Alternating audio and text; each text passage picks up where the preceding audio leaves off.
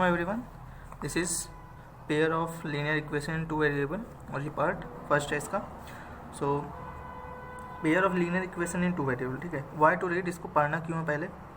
सो अभी तक जो भी हम लोग पढ़ते आ रहे थे, जैसे पिछले चैप्टर पढ़ा पॉलिनॉमियल, ठीक है। उसमें क्या करते थे, कोई तुम्हारा किसी डिग्री का पॉलिनॉमियल था, ठीक है, उसका हम लोग रूट से निकालते थे, बेसिकली रूट से निकालते थे, जिस पे इसकी पॉलिनॉमियल की वैल्यू 0 हो जाती थी। तो इसका यूज यही है कि आगे चल के जब फर्दर स्टडी करते हैं हम लोग, तो कहीं ना कहीं कुछ भी सॉल्व करते समय अगर ऐसा टाइप का इक्वेशन आता है तो उसका सोल्यूशन निकालने के लिए हमको ये मेथड काम आता है। लेकिन जो ये चैप्टर है pair of linear equation two variable, इसका यूज़ जो है वो डेली लाइफ में है, ठीक है। डेली लाइफ में तुम इसका यूज़ देखते पाओगे। कैसे? जैसे मान लो किसी फल की दुकान पे हम लोग जाते हैं, ठीक है।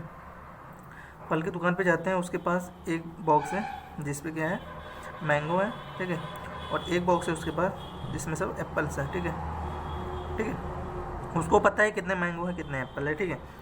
और हम लोग पूछते हैं उससे कि आपके मतलब इस बॉक्स में कितने मैंगो है और एप्पल में कितने मतलब इस बॉक्स में कितने एप्पल है। तो वो क्या करता है, थोड़ा मैथमेटिकल है वो। सो वो कहता है कि जितने भी मैंगो हैं, ठीक है, उसको तुम 2 टाइम्स करोगे और जितने एप्पल है उसको 3 टाइम्स करोगे तो तुम्हारा 100 आएगा।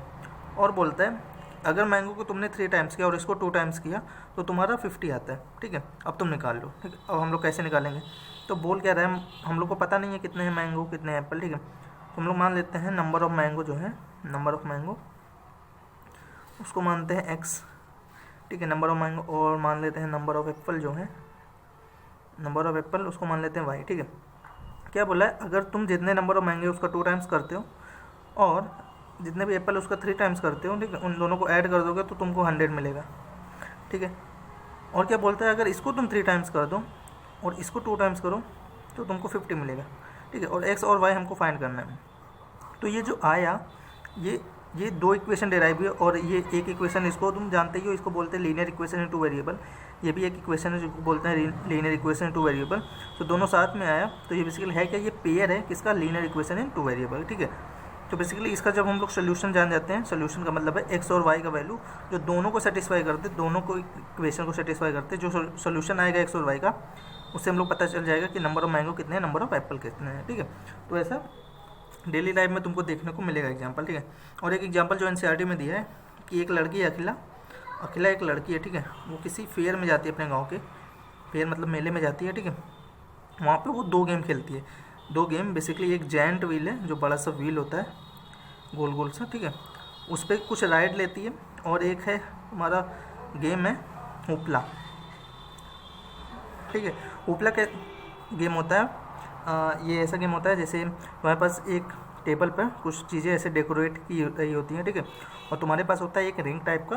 तुम यहाँ से दूर खड़े हो जाकर रिंग फेंकते हो, अगर किसी चीज़ को ये रिंग पूरा कवर कर लेता है बेसिकली, अगर रिंग के अंदर कोई भी चीज़ आ जाती है तो वो चीज़ तुमको मिल जाती है, ठीक है। वही गेम होता है हुपला, ठीक है।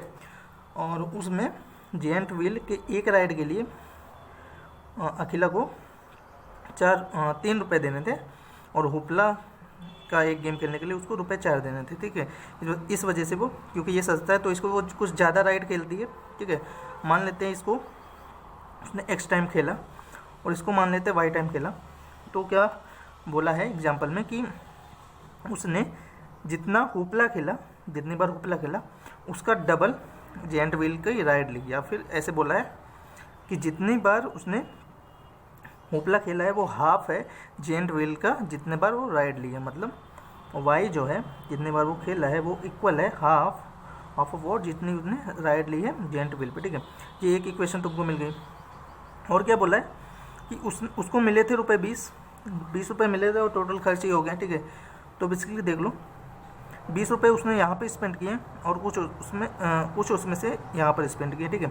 अब उसने क्योंकि जेंट व्हील का एक्स राइड लिया है, हर राइड के लिए 3 रुपये देने थे, इसका मतलब है यहाँ पे उसने कितने पैसे खर्च किए होंगे, 3 टाइम्स एक्स, ठीक है।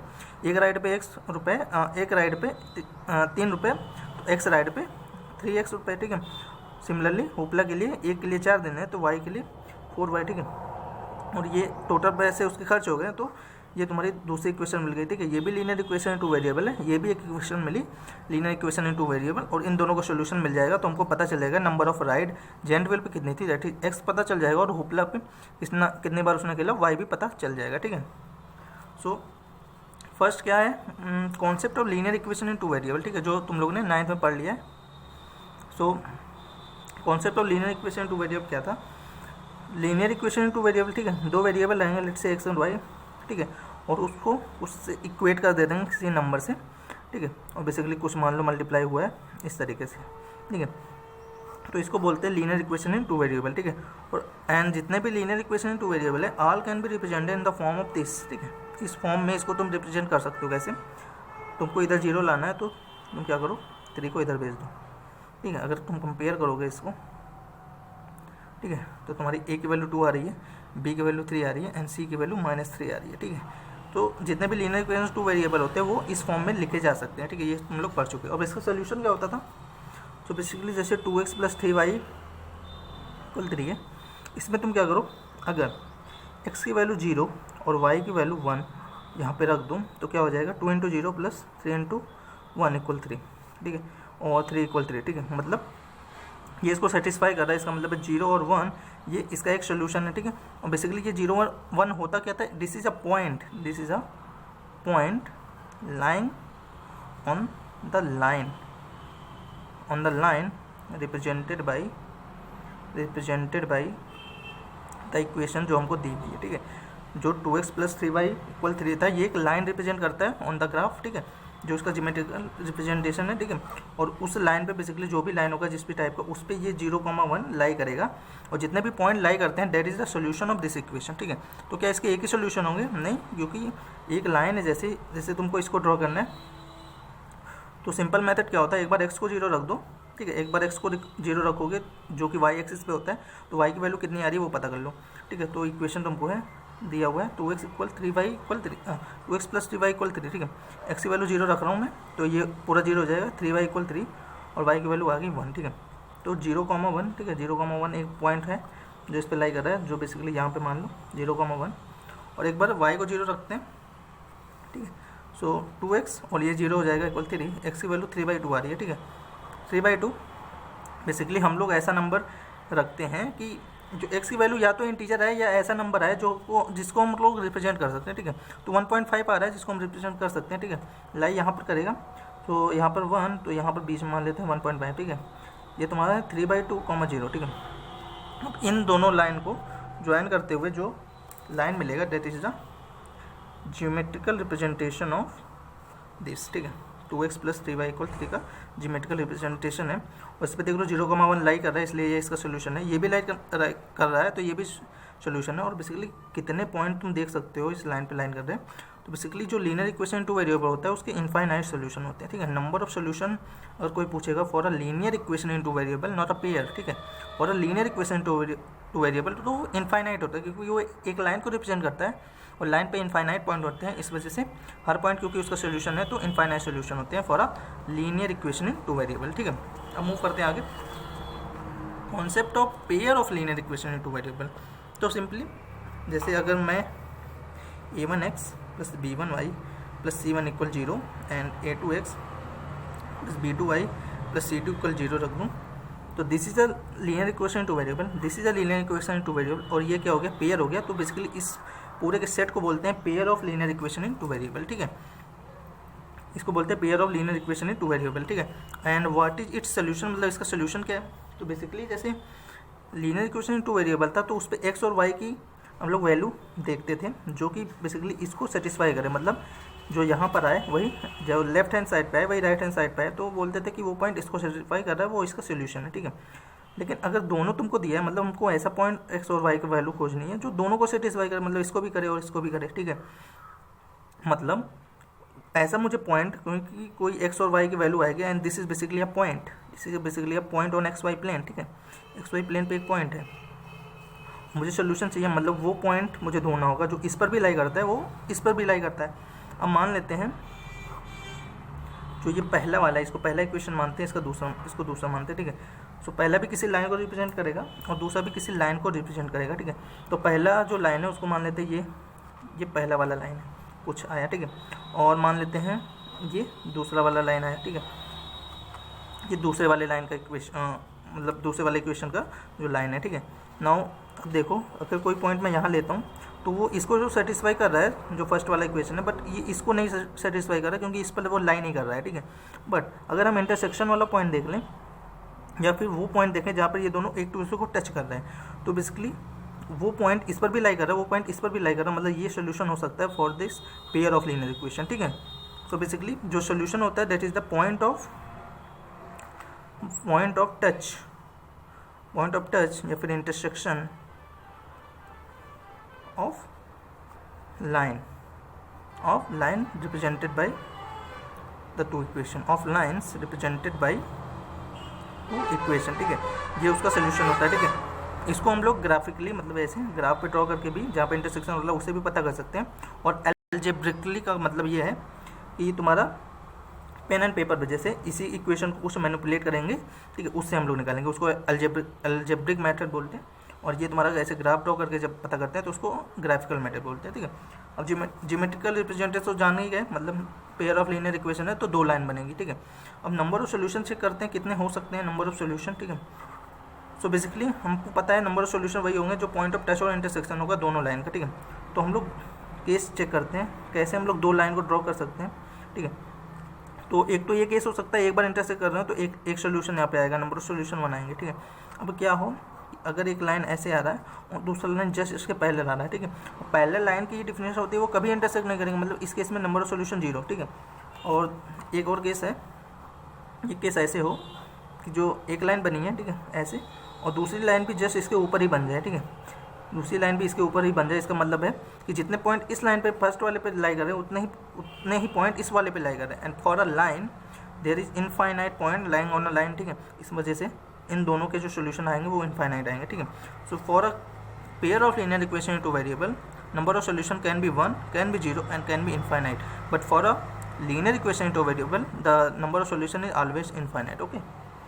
नो सो हम मूव करते हैं एग्जाम्पल जो शुरू में दिया गया था, ठीक है। वहाँ पे अगर याद करो तो एक इक्वेशन ये आई थी, अगर हम लोग number of ride on giant wheel इसको x मान रहे थे, ठीक है। एंड नंबर ऑफ गेम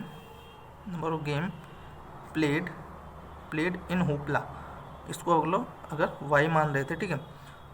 तो जो x था जो y था, जो number of game played in hoopla, क्योंकि ये महंगा था तो ये हाफ होगा x का, मतलब x का ये हाफ था, ठीक है। उसका आधा उसने होपला गेम खेला है। और दूसरा क्या है, क्योंकि होपला पे 4 रुपये लग रहे थे और इस पर 3 रुपये लग रहे थे और उसको टोटल 20 मिले थे, ठीक है। तो 3 time x plus 4 time y equal 20, ठीक है। ये हमको दो इक्वेशन मिल रहा था, ठीक है। ये पेयर ऑफ लीनियर इक्वेशन हो गया, ठीक है। सो अभी तक जैसे इसको और अच्छे से लिख सकते हैं पहले वाले को, कैसे 2 इधर मल्टीप्लाई करेंगे 2y इक्वल x, या फिर इसको और अच्छे से लिख सकते हैं इस फॉर्म में, ये वाला फॉर्म में, इस वाले फॉर्म में कैसे x को भी इधर लाएंगे 2y minus x equal 0 and the second equation is 3x plus 4y equal 0, ठीक है। ये तुम्हारा ये वो उस प्रॉब्लम को ये रिप्रेजेंट कर रहा है, ठीक है। उस प्रॉब्लम को ये दोनों इक्वेशन रिप्रेजेंट कर रहे हैं, ठीक है। और अभी तक तुमको सिर्फ रिप्रेजेंट करना ही आना है और इसको तुम ग्राफिकली भी रिप्रेजेंट कर सकते हो और सोल्यूशन को देख सकते हो, ठीक है। और आगे एक सोल्यूशन कैसे चेक करते हैं उसका मेथड आगे रहेगा, ठीक है। नाउ अब पहले इक्वेशन को देखते हैं क्या उसका लाइन, कौन सा लाइन उसको रिप्रेजेंट करेगा। So we have x equal to Y, ठीक है, x इक्वल टू वाई, ठीक है। अब x की वैल्यू 0 रखता हूँ, x की वैल्यू अगर 0 रखता हूँ तो y की वैल्यू भी 0 आ रही है। इसका मतलब है 0,0 जो ओरिजिन होता है वो इस पर लाई कर रहा है इस लाइन पे, ठीक है। और अब y की वैल्यू 0 रखूँगा, x की वैल्यू 0, तो यहाँ पे एक ही पॉइंट निकल के आएगा, ठीक है। तो मैं क्या करता हूँ y की वैल्यू 1 रख लेता हूँ, तो x की वैल्यू मुझे 2 मिल रही है। इसका मतलब है 2,1 भी इस पर लाई कर रहा है। नाउ x की वैल्यू 2 एंड y की वैल्यू 1 कुछ यहाँ पर 2,1, ठीक है। तो इसको अगर मैं ज्वाइन करूँ तो ये रिप्रेजेंट कर रहा है तुम्हारा 2y माइनस x इक्वल 0 को, ठीक है। एंड सेकेंड है 3x प्लस 4y इक्वल 0, ठीक है। यहाँ पर मैं अगर x की वैल्यू 0 रख दूँ तो क्या y की वैल्यू भी 0 आएगी, ये 0 हो जाएगा, इसको भी 0 होना ही पड़ेगा, मतलब ये भी यहाँ से पास कर रहा है, ठीक है। No this is 3x plus 4y equal 20, ठीक है। सो x की वैल्यू मैं 0 रख रहा हूँ, x की वैल्यू 0 रख रहा हूँ तो हो रहा है 4y इक्वल 20 एंड y की वैल्यू आ रही है 5, ठीक है। मतलब 0,5 यहाँ पे लाई करेगा, एक्स की वैल्यू 0 एंड वाई की वैल्यू 5 कुछ यहाँ पर 0,5, ठीक है। और मैं क्या करता हूँ, वाई की वैल्यू 0 रखता हूँ। अगर इसमें वाई की वैल्यू 0 तो 3x की वैल्यू आ रही है 20 और x की वैल्यू 20/3, ठीक है। और हमें पता है कि जैसे ही डिनोमिनेटर में ये, क्योंकि सिंप्लीफाइड फॉर्म में है बिल्कुल, ठीक है, पी एंड क्यू आर को प्राइम, और अगर तुम्हारे पास जो डिनोमिनेटर है उसमें 2 और 5 के अलावा भी कोई प्राइम नंबर आ रहा है, उस केस में ये नॉन टर्मिनेटिंग रिपीटिंग वाला आता है डेसिमल एक्सपेंशन। मतलब इसको तुम रिप्रेजेंट नहीं कर पाओगे, थोड़ा टफ होगा, ठीक है। रिप्रेजेंट तो कर ही सकते हो पर थोड़ा टफ होगा। तो हम कुछ ऐसा नंबर लेते हैं कि कोई एक्स की कोई इंटीजर वैल्यू निकल के आए, ठीक है। सो कौन सा लेते हैं, मैं ले लेता हूँ तुम्हारा 4, ठीक है। वाई की वैल्यू हम ले लेते हैं 2, वाई की वैल्यू 2 लेते हैं, ठीक है। वाई की वैल्यू 2 लेंगे तो 3x + 8 = 20 एंड 3x की वैल्यू आ जाएगी 12 एंड x की वैल्यू यहाँ से 4, ठीक है। इसका मतलब है 4,2 यहाँ पर लाई कर रहा है, तो x की वैल्यू 4 कुछ यहाँ पर और y की वैल्यू 2, तो मुझे यहाँ पर चेक करना पड़ेगा कि 4,2 इसके ऊपर लाई करेगा, इसको इसके नीचे लाई करेगा, ठीक है। सो इसको कैसे चेक करेंगे, सो मैं देख लेता हूँ कि व्हेन x = 4, ठीक है, ये 4,0 पॉइंट है, जब x की वैल्यू 4 है तो फॉर दिस लाइन y की वैल्यू क्या है, ठीक है। तो 2y = x है, तो x की वैल्यू 4 रखता हूँ, 2y = 4, y की वैल्यू 2, ठीक है। सो 2,4 मुझे दिख रहा है कि यहीं पर ही लाई कर रहा है, ठीक है। और 2,4 मुझे मतलब 4,2 भी इस पर लाई करवाना है। तो इसका मतलब है जो तुम्हारा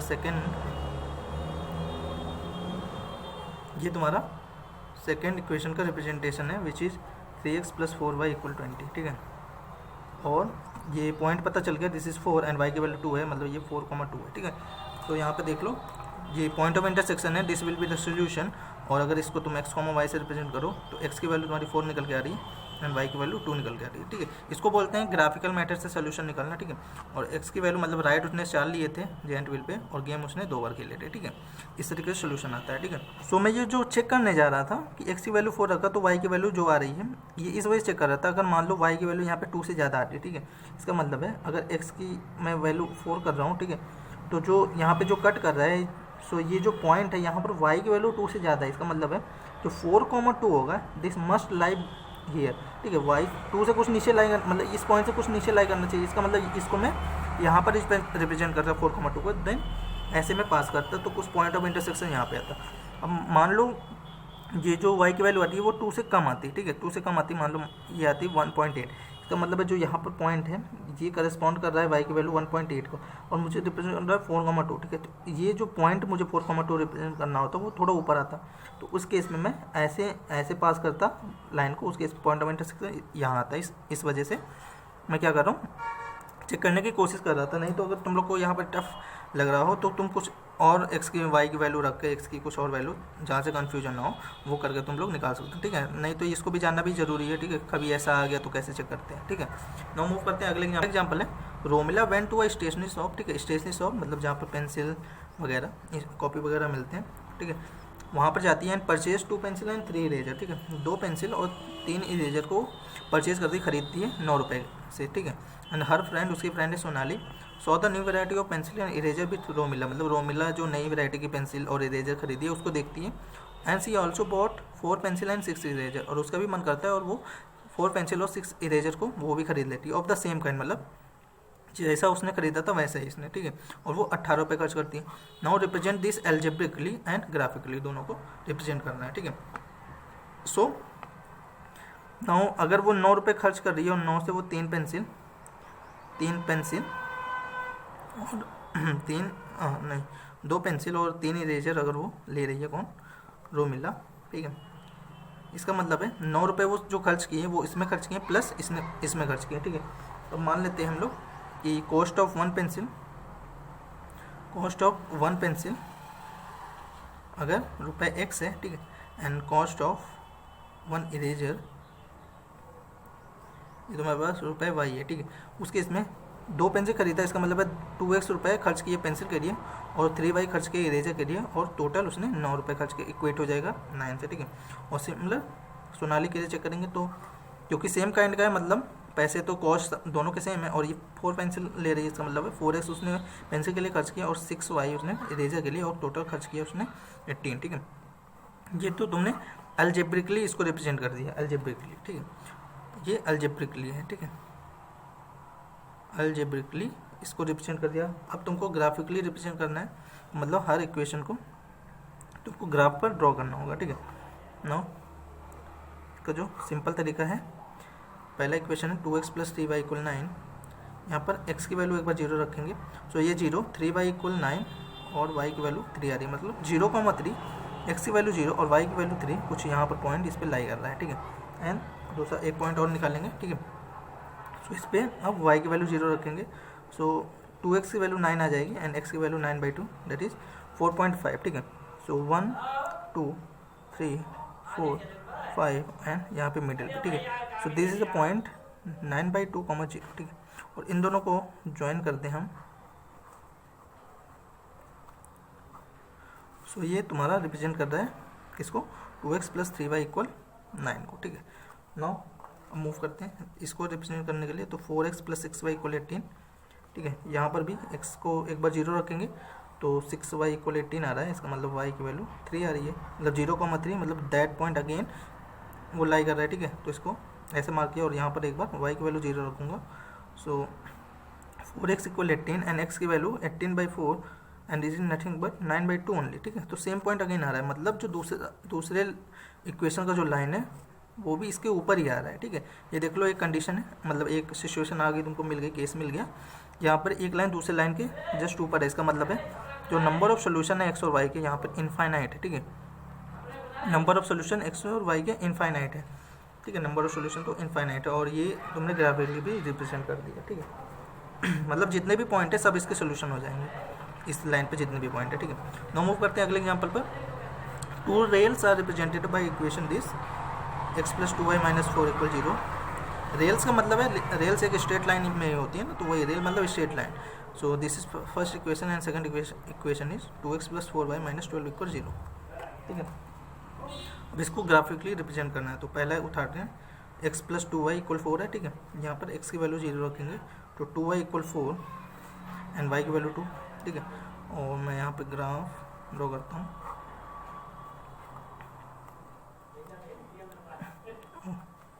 ये मैं नहीं बना रहा था, sorry, x dash and y dash, so 0,2, ठीक है, 0,2 मान लो कुछ यहाँ पर हो रहा है, ठीक है।